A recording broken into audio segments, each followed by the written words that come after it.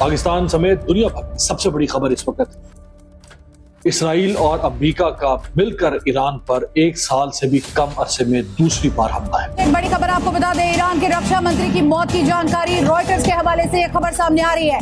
अमीर नसीरजादे की मौत की खबर है। इजरायली हमले में रक्षा मंत्री की मौत हुई है। रॉयटर्स ने जानकारी दी है। रॉयटर्स के हवाले से यह बड़ी खबर सामने आ रही है। तो आप देखिए कैसे एक के बाद एक आप जानकारी सामने आती जा रही है। पाकिस्तान डील करने की कोशिश करता है, इधर से भारत हमला कर देता है। आप क्या करेंगे? मैं आगे जो सूरत हाल देख रहा हूं, पाकिस्तान को फाइनली घेरा जा रहा है। आखिरी नंबर ईरान का नहीं है, जो इन जर्नलों को समझ नहीं आ रही। आखिरी नंबर पाकिस्तान का। बड़ी टफ बात है, बड़ी मुश्किल बात है, लेकिन करनी पड़ेगी कि पाकिस्तान एक ऐसे टर्मोइल की तरफ बढ़ रहा है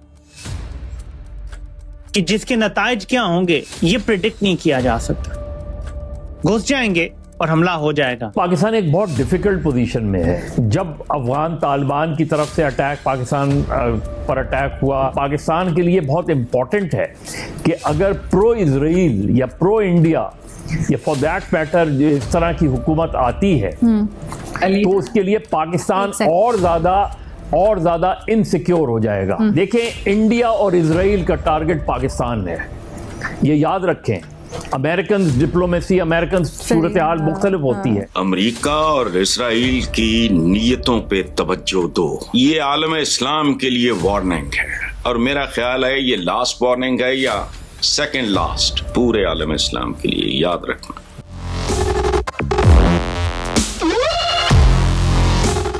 जय हिंद दोस्तों, जागो इंडिया HD में आपका स्वागत है। और इस वक्त की सबसे बड़ी और दहला देने वाली खबर मिडिल ईस्ट से आ रही है। दुनिया एक बहुत बड़े जियोपॉलिटिकल शिफ्ट की गवाह बन रही है।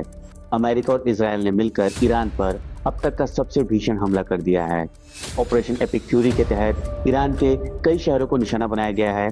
और खबर यह है कि ईरान के सुप्रीम लीडर अब नहीं रहे, लेकिन सबसे बड़ा मोड़ तब आया जब तेहरान के पास्टर डिस्ट्रिक्ट में मौजूद सुप्रीम लीडर के रेजिडेंस पर सीधा हमला हुआ।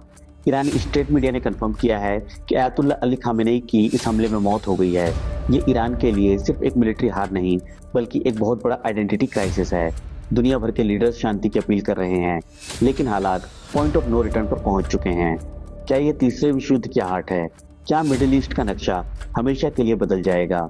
कमेंट में बताओ, लाइक शेयर करो जागो न्यूज HD को। जय हिंद। हमें आज सोचना चाहिए, लम्हा फिक्रिया है तमाम मुस्लिम कंट्रीज को, क्या कि वो एक एक को टारगेट बना रहा है। पहले उसने पैलेस्टाइन को बनाया, उससे पहले देखे तो यमन को बनाया, शाम को बनाया, सीरिया को बनाया, फिर अब ईरान की बारी है। ईरान के बाद पाकिस्तान की बारी है। और इसराइल ने भी ये कह रखा है कि ईरान के बाद हमारा जो टारगेट मेन प्रायोरिटी पे है वो पाकिस्तान। ये सारी चीजें जा रही है थर्ड वर्ल्ड वार की तरफ। तो मैं कहूँगा कि OIC ब्लॉक, सोवियत ब्लॉक और यूरोपियन ब्लॉक, अमेरिका को, सलामती कौंसिल को, सबको अनबायस्ड होकर इस केस को देखना चाहिए। देखिए, पहली बात तो ये है कि मेरे ख्याल में हमें कुदरती एक जबरदस्त किस्म का मौका है कि ये जो OIC है, ये जो इस्लामिक उम्मा है, ये जो मुल्क हैं हमारे इर्द गिर्द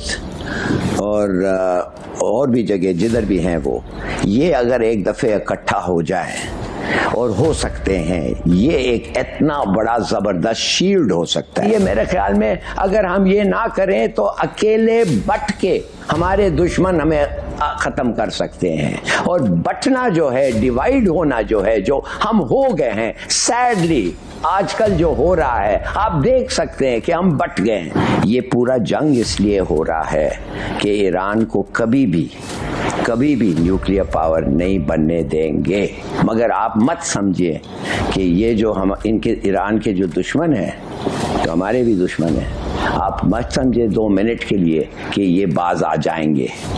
ये उनको पता है कि अगर इन्होंने इस वक्त का ये एडवांटेज जो है इस्तेमाल नहीं किया, एक सुपर पावर उनके साथ खड़ी हुई है, तो फिर ऐसा मौका फिर नहीं आएगा। इजराइल के ऊपर तो मेरे ख्याल में रीना कोई अनफॉर्चुनेटली इंटरनेशनल लॉ अप्लाई ही नहीं करता।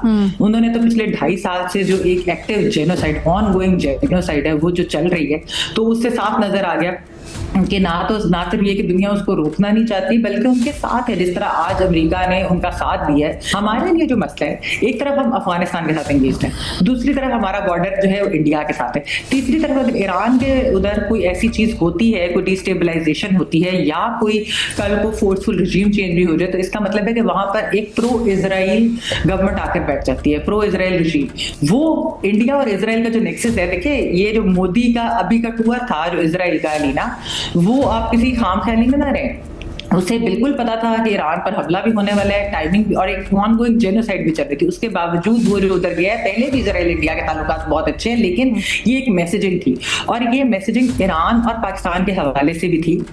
बेसिकली जो बलूचिस्तान के अंदर डिस्टेबलाइजेशन BLA के थ्रू जो की जा रही है, उसके अंदर इंडिया का हाथ तो है, लेकिन अगर आप देखें कि जो वो मेमोरी और इसके अंदर जब इन्होंने जो सेपरेटिस्ट ने जो लिखे हैं, किस तरह की बातें लिखी हैं जो बलूच सेपरेटिस्ट हमारे, वो बेसिकली बात ही इजरायली प्लान्स की कर रहे हैं और जो इंडियन प्लान्स की कर रहे हैं, यानी कि ईरान की ऑर्गेनाइजेशन और पाकिस्तान के जो है वो खुदा खास्ता इस तरह की चीज। तो खैर ऑब्वियसली ये आसान तो बिल्कुल नहीं है और ये ऐसा होगा भी नहीं, लेकिन अजाइम की मैं बात करें कि इंडिया इजराइली की जो नेक्सस है उनके अजाइम क्या हैं, वो ईरान के ऊपर आकर वो पाकिस्तान को भी उसके थ्रू डिस्टेबलाइज करेंगे।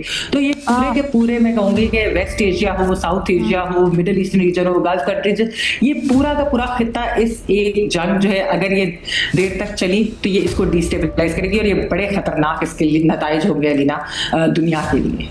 एब्सोल्युटली यही तशवीश है। ये सिलसिला क्या रिजीम चेंज के बाद ही हम एक्सपेक्ट करें रुकेगा, या आप समझते हैं कि ममालिक हैं खित्ते के वो अंदर इसमें आकर कोई हल निकाल सकते हैं?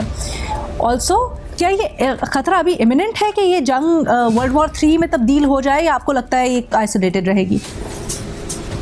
बहुत शुक्रिया अलीना। पहली बात यह है कि ये जो अमेरिका और इसराइल की तरफ से हमला किया गया है, वही बात जो मोहम्मद अली साहब बात कर रहे थे कि ये रातों रात कोई अचानक से नहीं हुआ, ये एक कंटिन्यूस बिल्डअप था।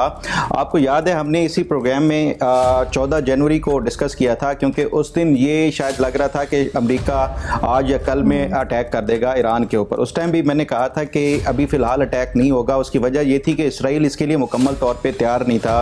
इसराइल का क्योंकि उसको अपना जो डिफेंस ख़ासतौर पर जो बैलिस्टिक मिसाइल ईरान के हैं उसका डिफेंस का जो जून की लड़ाई थी उसमें उनको कुछ ये नज़र आया कि शायद हमारा मुकम्मल तौर पे डिफेंस सिस्टम जो है वो कामयाब नहीं है, तो वो अपना जो दिफा था उसको यकीनी बनाना चाहता था। उसके बाद ही ये ईरान के ऊपर अटैक होना था। तो इस बुनियाद के ऊपर उस टाइम भी मैंने कहा था कि ये नहीं होगा। बहरहाल अब ये जब ये हो गया है तो उसके बाद अगर आप देखें जो सूरत हाल है, सुबह को जैसे ही ईरान के ऊपर अटैक हुआ, ईरान ने फौरी तौर के ऊपर 125 जो मिसाइल्स थे वो इसराइल पे दाग दिए। उसमें से भी जेरूसलम पोस्ट और इजराइल टाइम ये रिपोर्ट कर रहे हैं कि 90 के करीब इंटरसेप्ट हुए और बाकी कोई 30 जो मिसाइल्स थे वो इसराइली जो एयर इनकी थी हदूद उसमें दाखिल होने में कामयाब हो गए। तो इसका मतलब है कि जो इसराइल का दिफा है वो अभी भी मुकम्मल तौर के ऊपर वो मुकम्मल ये जो ईरानी मिसाइल्स हैं वो उससे बचे हुए नहीं हैं और ये जो मिसाइल्स थे उनके सदरन इसराइल में भी और सेंट्रल इसराइल में भी टारगेट किया गया है। तो एक चीज़ तो ये है कि इससे वाज़े तौर के ऊपर दोनों फ्रीकैन, चाहे वो ईरान हो चाहे वो अमेरिका और इसराइल हो, ये दोनों मुकम्मल तौर पे तैयार थे